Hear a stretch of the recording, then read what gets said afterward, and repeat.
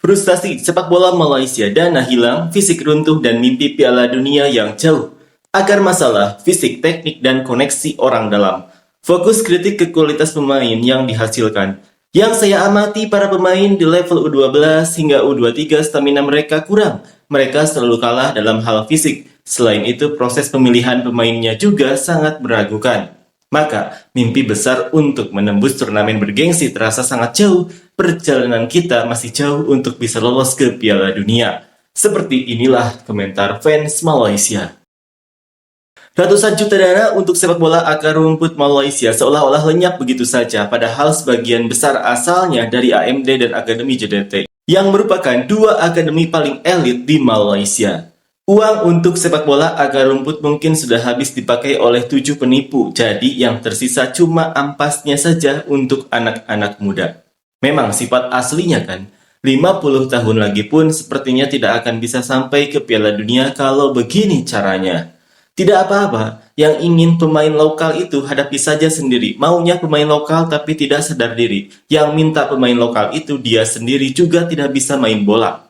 Ini melawan tim sekelas Kroasia yang bahkan bukan tim sekelas Piala Dunia atau yang tidak termasuk tim unggulan Piala Dunia saja sudah dihajar seperti ini. Entahlah bagaimana kalau melawan tim Piala Dunia sesungguhnya.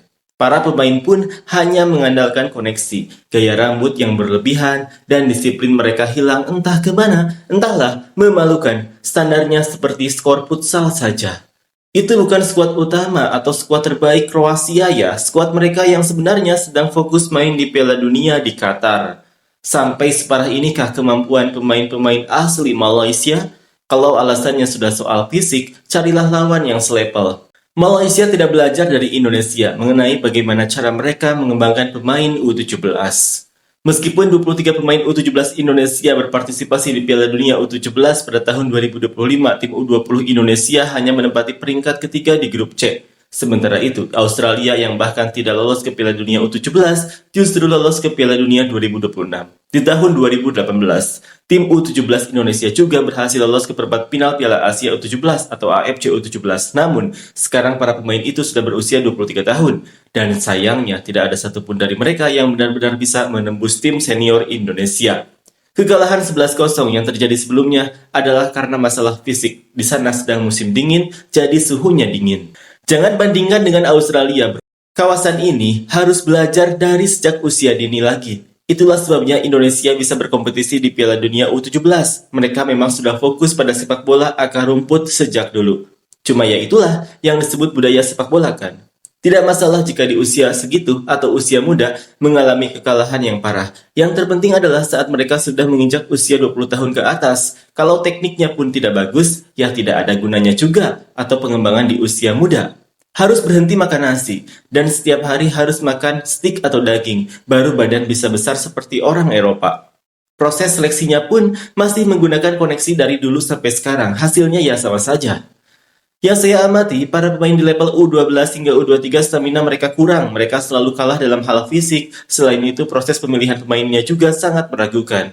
Semua hal ini harus diulang atau diperbaiki dari awal lagi. Kalau anak-anak ini cuma diajari cara bermain kejar-kejaran bola, membawa lari bola, lalu oper sana-sini, ya itulah hasilnya yang didapat. Intinya mereka tidak memiliki dasar teknikal dan taktikal. Singkatnya, tanpa penerapan ilmu olahraga, mereka akan jadi bodoh sampai kapanpun. Pemain lokal terbaik Malaysia hanya ditakdirkan menjadi tim bulan-bulanan dan akan terus menjadi tim bulan-bulanan selamanya. Sama sekali tidak terkejut, memang itulah level sepak bola Malaysia. Itu kan cuma pertandingan persahabatan saja. Tim Malaysia ini memang kalau main pertandingan apapun alasannya selalu mencari kelemahan, membangun keserasian atau kekompakan dan eksperimen. Sampai kapanpun, makanya susah sekali mau menang piala apapun. Program akar rumput kita sudah hancur dulu saat awal-awal NFDP, program pembangunan bola sepak negara, dan Friends. Sempat terlihat ada harapan, tapi sekarang produk dari AMD pun contohnya ya seperti hasil pertandingan ini. Perjalanan kita masih jauh untuk bisa lolos ke Piala Dunia.